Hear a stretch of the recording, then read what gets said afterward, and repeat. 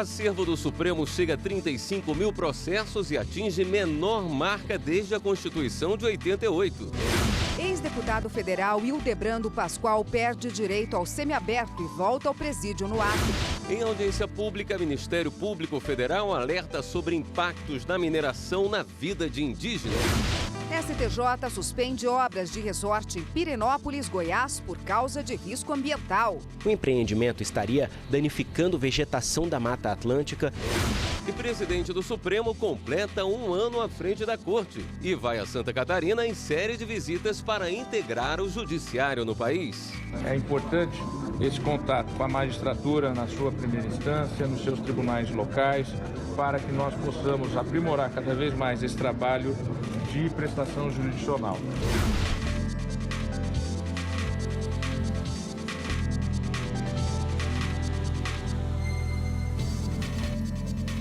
Olá, boa noite. Boa noite.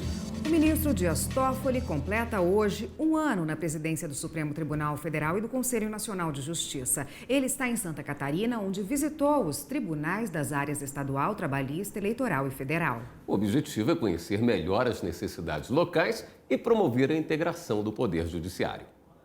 O presidente do Supremo, o ministro Dias Toffoli, visitou o Tribunal Regional Trabalhista, onde foi recebido pela presidente Maria Heleda Migliorini.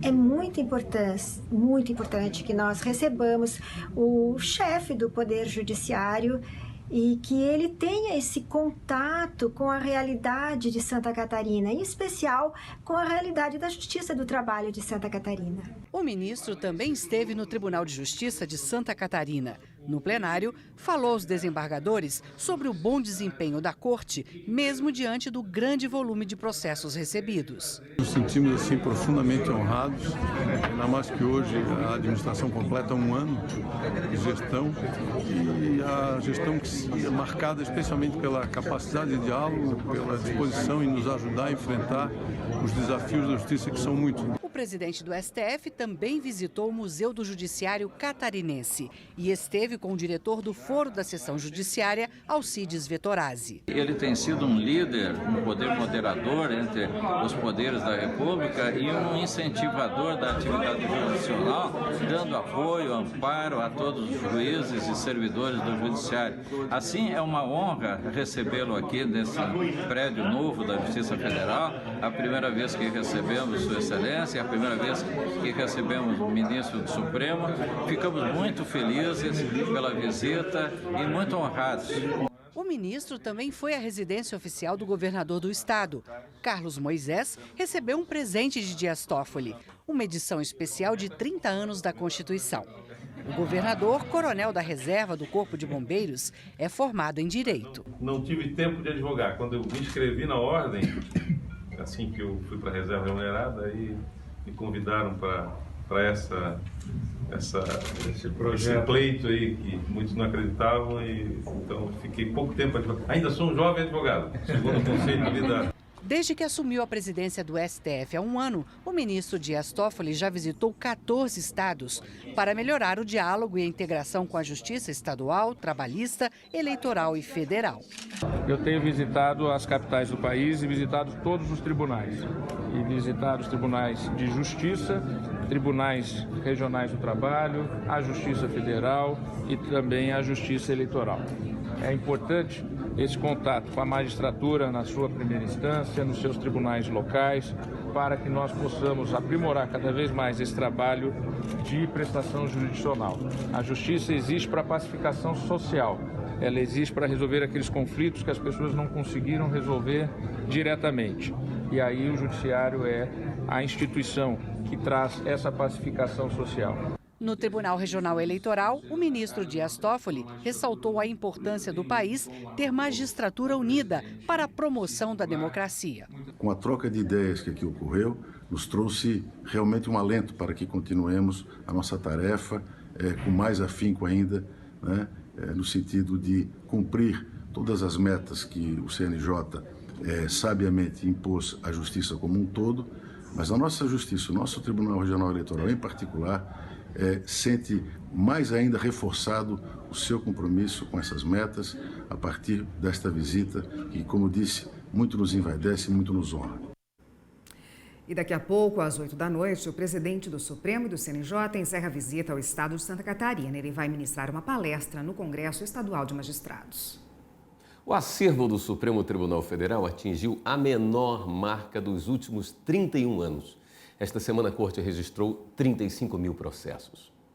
O levantamento feito pela presidência do Supremo mostra que entre setembro do ano passado até hoje, o STF fez 122 sessões, sendo 78 presenciais, 41 virtuais e 3 solenes. No mesmo período, foram julgados mais de 3.400 processos e proferidas 114 mil decisões, sendo 98 mil monocráticas e 16 mil colegiadas. E desse total, 88 mil decisões finais. Entre os julgamentos, destaque para as ações que trataram da homofobia e transfobia, da inconstitucionalidade da lei municipal que proibiu o transporte de passageiros por motoristas cadastrados em aplicativos e a suspensão dos efeitos de um dos pontos da reforma trabalhista, que permitiu o trabalho de grávidas e lactantes em atividades insalubres. Para a Secretaria-Geral da Presidência do STF, a promoção da integração e modernização do Poder Judiciário contribuíram para os resultados eficientes, gerando aumento na produtividade e na qualidade dos serviços prestados aos cidadãos. Em uma audiência pública na Câmara dos Deputados, o Ministério Público Federal alertou sobre os impactos da mineração na cultura e no modo de vida de indígenas. Durante a audiência, o MPF falou que a possibilidade de mineração em terras indígenas depende de lei específica e autorização expressa do Congresso Nacional e deve respeitar a consulta prévia, livre e informada das comunidades indígenas afetadas. Além do MPF, participaram da audiência representantes do Ministério de Minas e Energia, da Articulação dos Povos Indígenas do Brasil, do CIMI e da Comissão Especial de Defesa dos Direitos dos Povos Indígenas do Conselho Federal da Ordem dos Advogados do Brasil. De acordo com o coordenador da Câmara de Populações Indígenas e Comunidades Tradicionais do Ministério Público Federal, Antônio Carlos Bigonha, é necessário compreender os prejuízos que a mineração pode oferecer ao meio ambiente e à sobrevivência dos povos tradicionais. Ele ainda destacou que são poucos os estudos acerca da poluição e dos riscos provocados por essa atividade. A sexta turma do Superior Tribunal de Justiça manteve a paralisação de obras de um resort na cidade de Pirinópolis, em Goiás. Os ministros entenderam que há risco ambiental. O Eco Resort Quinta Santa Bárbara está sendo construído no centro da cidade. Em 2018, o Ministério Público de Goiás ofereceu denúncia contra a empresa e seu representante legal por crimes contra o meio ambiente. O empreendimento estaria danificando vegetação da Mata Atlântica e causando poluição que resulta em danos à saúde humana, morte de animais ou destruição da flora. A Vara Criminal de Pirinópolis concedeu medida cautelar para impedir a continuidade das obras até que houvesse a readequação do projeto. A empresa obteve na esfera civil de Goiás a suspensão dos efeitos da medida cautelar criminal. O Ministério Público reverteu essa decisão no Tribunal Estadual. A empresa recorreu ao STJ, mas a paralisação foi mantida. O relator na sexta turma, ministro Sebastião Reis Júnior, ressaltou que a matéria possui índole penal. Para o ministro, a interrupção da obra em caráter de emergência se justifica pelo risco de dano irreparável ou de difícil reparação na demora da solução da causa. O ex-deputado federal Hildebrando Pascoal voltou ao presídio no Acre após decisão da Justiça. Hildebrando está em uma cela adaptada na unidade de regime fechado e deve passar por avaliação médica. Ele foi condenado por liderar um grupo de extermínio que atuou no Acre durante a década de 90, que ficou conhecido como Caso da Motosserra. Por causa do estado de saúde dele, em 2016, o ex-deputado conseguiu o direito ao regime semiaberto com uso de tornozeleira eletrônica. Mas em abril deste ano, após ser condenado por 2 outros crimes, perdeu o direito ao benefício. A Justiça também considerou que em 2 anos não houve laudos médicos para atestar o estado de saúde dele.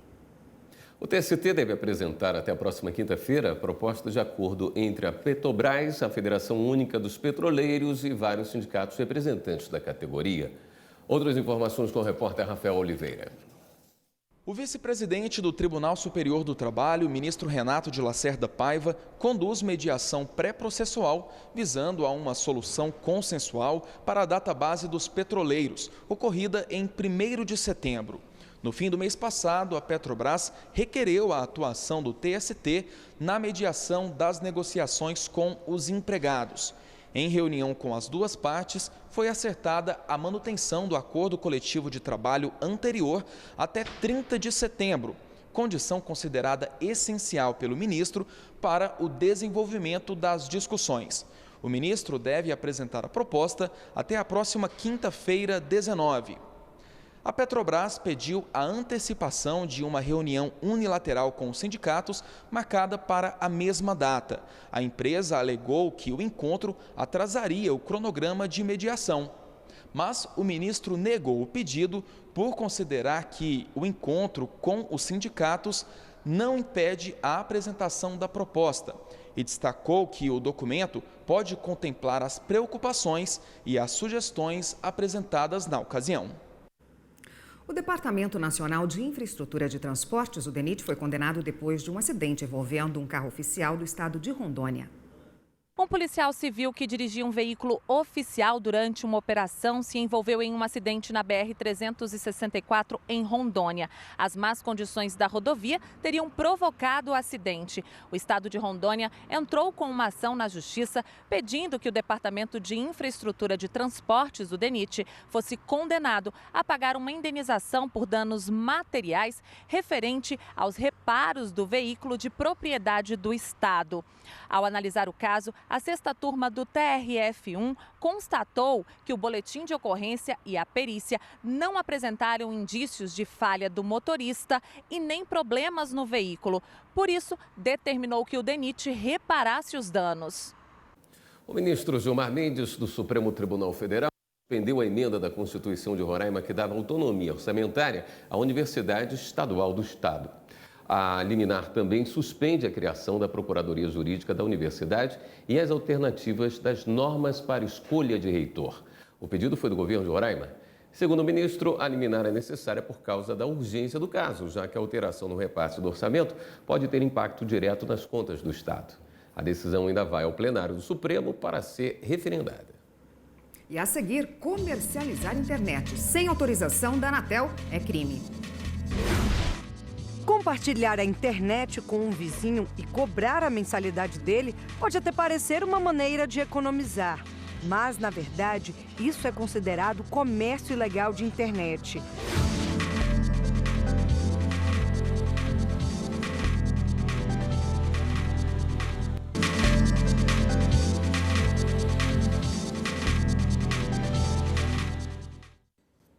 Comercializar a internet sem autorização da Anatel é crime. O entendimento foi reforçado pelo Superior Tribunal de Justiça. Compartilhar a internet com um vizinho e cobrar a mensalidade dele pode até parecer uma maneira de economizar. Mas, na verdade, isso é considerado comércio ilegal de internet. A prática é crime, com pena de 2 a 4 anos de prisão e pagamento de multa no valor de R$10 mil. No interior de São Paulo, 2 homens foram além e desenvolveram um esquema para comercialização ilegal de internet via rádio. Eles cobravam R$50 por mês dos consumidores pelo serviço fornecido sem autorização da Anatel. Em primeira instância, um dos acusados foi condenado. Em segunda instância, o outro homem também foi condenado pelo mesmo crime. No habeas corpus, a defesa de um dos condenados argumentou que os laudos técnicos comprovaram que o equipamento de rádio utilizado era de comunicação restrita, o que não caracterizaria crime desde a edição da Portaria 680 de 2017 da Anatel. O relator no STJ, ministro Joel Ilan Paciornik, negou o pedido. Ele destacou que o Tribunal de Segunda Instância considerou que os equipamentos usados pelos acusados eram capazes de fornecer o serviço para diversos usuários. O esquema incluía ainda a instalação de uma torre de transmissão na casa de um dos condenados, o que evidencia o caráter comercial da atividade.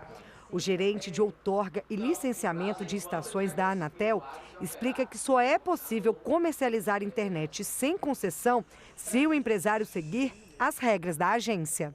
Nessas condições, operando com radiação restrita ou meio confinado, tendo menos de 5 mil usuários, essa entidade pode se valer da dispensa de autorização prevista na Resolução 680, conforme prevê também a Lei 9.472 LGT.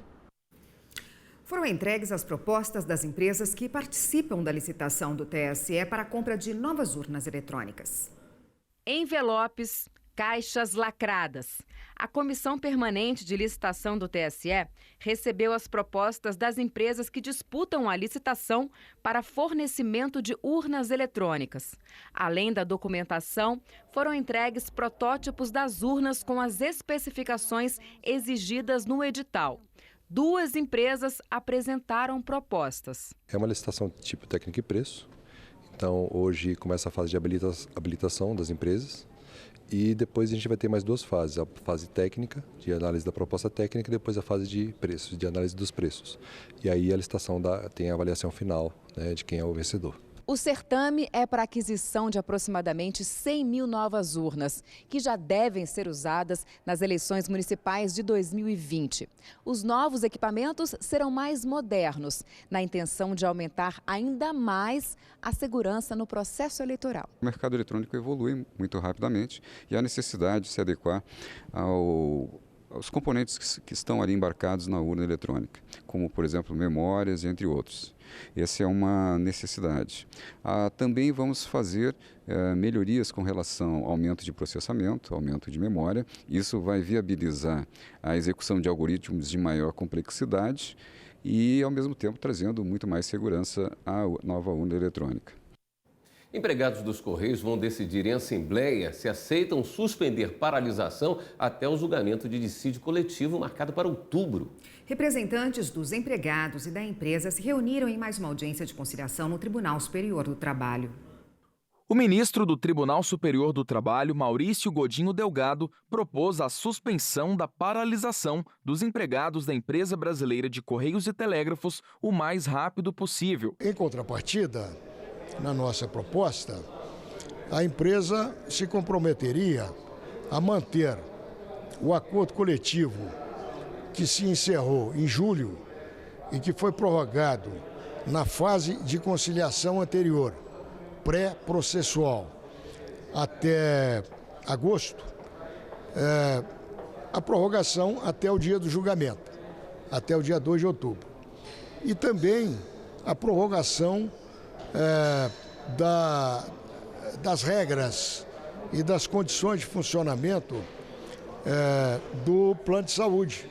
O ministro também determinou que, durante a greve, 70% dos empregados e dos serviços sejam mantidos em atividade. O descumprimento da decisão implicará multa diária de R$50 mil. Durante 3 meses, foram mais de 10 reuniões intermediadas pelo vice-presidente do TST. O ministro Renato de Lacerda Paiva chegou a prorrogar o acordo coletivo de trabalho de 2018 até agosto, na expectativa de conciliação, o que não ocorreu. No início da semana, os Correios entraram com pedido de dissídio coletivo e, logo em seguida, os empregados começaram a greve nacional. Até no máximo terça-feira, os empregados dos Correios vão decidir em assembleia se suspendem a paralisação até o julgamento do dissídio coletivo, marcado para 2 de outubro. No julgamento, o TST vai definir as relações coletivas de trabalho até a data base 2020, plano de saúde dos pais dos empregados e eventuais questões sobre a greve. E a seguir, juizado itinerante atende população no Distrito Federal. Porque eu fui passada para trás por uma agência de carros, né? Fui lá na maior intenção para tentar tirar o carro, como toda pessoa, e me pegaram 1.800 e não fui aprovada.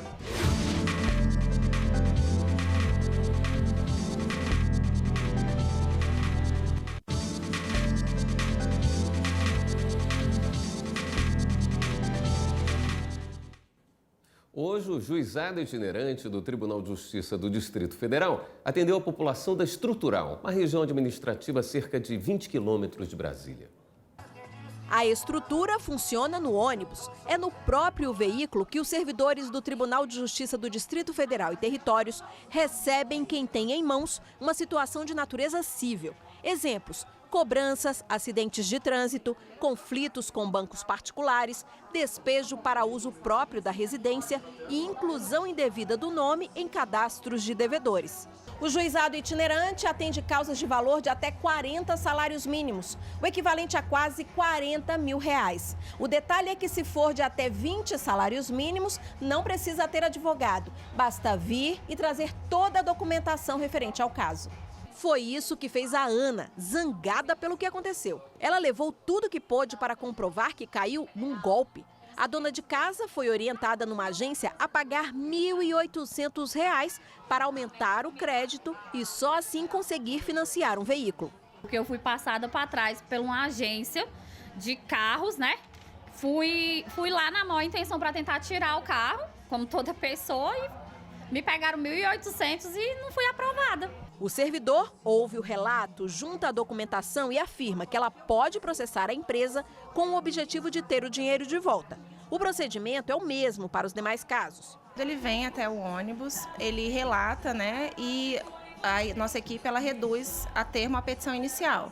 Essa petição inicial é distribuída e a parte, nesse mesmo momento, já vai sair daqui com uma data de audiência designada. Havendo acordo, em 30 dias, após a designação da audiência, a audiência acontece 30 dias depois do primeiro atendimento. Então, havendo acordo, a pessoa já sai com o caso solucionado. O serviço, que existe há 20 anos, percorre todos os dias as cidades no Distrito Federal. Existe um cronograma. No ano passado, foram mais de 5 mil casos resolvidos. Dona Maria, que pagou a fatura do cartão, mas foi cobrada novamente, é mais uma que espera encontrar no juizado itinerante a solução para um problema que, por telefone, não teve saída. Quando liga lá, demora o atendimento, né? Uns 25 minutos no mínimo. Aí eu aproveitei e vim aqui para poder tentar resolver a situação, né? Porque lá fala que está tudo certo, sendo que não está certo. A prova está aí. O juizado itinerante não atende causas trabalhistas, de família, herança, causas que envolvam crianças e adolescentes, criminais ou de falência. Quem mora no Distrito Federal pode saber quais os locais onde haverá atendimento por meio do site do tjdft.jus.br. Estreitar os laços de afetividade, se adaptar a uma nova rotina e, principalmente, dar e receber muito amor. Estas são as primeiras de muitas obrigações de mães e pais adotivos. Esse processo ficou mais fácil depois da resolução do Conselho Nacional de Justiça, que concede aos servidores do Judiciário o mesmo tempo da licença maternidade em casos de adoção. Sem conseguir engravidar, o coração da Eunice pulsava para ter uma filha adotiva. Foram 4 anos de espera na fila do cadastro de adoção. Eunice foi chamada e conversou com o marido. Ela não tinha dúvidas, mas a decisão dependia dos dois. No caminho, quando a gente estava indo, eu falei para ele, quando chegar lá no abrigo, eles vão apresentá-la para a gente. E aí você olha, você vai ver, se você achar que aceita no seu coração que ela é nossa filha, você pega ela primeiro no colo. Quando ele olhou para ela, alguém falou o nome dela, aí ela fez assim um gesto de procurar, né, a pessoa que estava chamando. Aí ele pegou ela no colo, aí só foi emoção. Sofia tem paralisia cerebral. Eunice tem amor de sobra. No convívio de mãe e filha, atenção, carinho, momentos de leitura. Para ajudar na movimentação da menina, ela conseguiu adaptar um andador. Hoje não tem diferença. Eu não gerei no ventre, mas gerei no coração. E eu acho que não tem mãe mais realizada do que eu, não. Eu sou completamente realizada e feliz. Mães adotivas servidoras do Judiciário têm agora o mesmo tempo de licença de mães biológicas, 120 dias, e podem prorrogar esse período por mais 60 dias. Seguindo o entendimento do STF, o Conselho Nacional de Justiça publicou uma resolução em março deste ano que está em vigor. A decisão foi tomada no julgamento de uma ação apresentada pela FENAJUVE, Federação Nacional dos Trabalhadores do Judiciário Federal. E a diferença que a lei fazia entre a gestante e a adotante era muito gritante. Você trazia a documentação, você pedia aquele prazo, mas você não conseguia estender o prazo, prorrogar o prazo. E hoje você tem um prazo exatamente igual ao prazo da licença maternidade. Com a medida, os tribunais têm mais segurança na concessão das licenças, com regras claras. Eunice disse que isso vai ajudar muito na relação das mães com os filhos adotivos, que geralmente precisam de mais apoio da família no processo de adaptação. No caso dela, quando adotou a Sofia, juntou férias, licença-prêmio e tudo que tinha direito para ficar mais tempo em casa. Ela, por ser especial, necessitava de uma atenção maior, de correr atrás de tratamentos para ela, né? E trabalhando, e sendo que o trabalho aproximando, aí era mais uma preocupação. Era muita coisa na minha cabeça. Esse fato de ser mãe pela primeira vez, de um bebê especial e com todas as necessidades dela, né? Isso aí, com certeza, um tempo maior seria bem melhor. A mesma resolução do CNJ definiu para o Judiciário que a licença paternidade após o período de 5 dias terá o prazo prorrogado por mais 15 dias.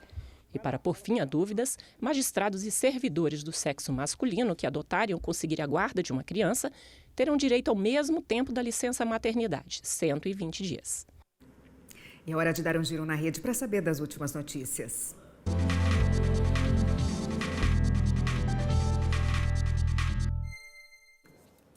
Vamos até a redação do Jornal da Justiça falar com a repórter Fernanda Porto, que tem as novidades. Oi, Fernanda, boa noite. Oi, William, boa noite, Érica, boa noite para você que nos acompanha em casa. O ministro Edson Fachin, relator da Lava Jato no Supremo, homologou a colaboração premiada de Léo Pinheiro, ex-presidente da OAS, investigado por corrupção. O acordo tem 109 anexos e o processo corre em segredo de justiça. O vice-presidente do STF, ministro Luiz Fux, marcou para o dia 2 de outubro audiência com os presidentes dos tribunais superiores. O tema é o horário de atendimento ao público no Poder Judiciário. Na avaliação do ministro Luiz Fux, a reunião é importante para firmar um acordo de boa gestão administrativa com todos os tribunais do país. O ministro também é relator de uma ação ajuizada pela Associação dos Magistrados Brasileiros que questiona uma resolução do Conselho Nacional de Justiça sobre expediente nos tribunais. E em São Paulo foi julgada inconstitucional lei municipal que proibiu o serviço de mototáxi. A lei estava em vigor desde junho do ano passado e, em caso de descumprimento, a multa era de R$1.000 e a moto apreendida. Agora, com a decisão, o serviço de mototáxi volta a ser permitido na capital paulista. O giro fica por aqui. Você em casa pode rever a qualquer momento nossas reportagens. Para isso, basta acessar nosso canal no YouTube, TV Justiça Oficial. Desejo um excelente fim de semana. Érica, William. Esta edição do Jornal da Justiça também fica por aqui. Uma boa noite para você, um ótimo fim de semana. Acompanhe agora o programa Academia. Uma boa noite. A gente se vê na segunda. Até lá.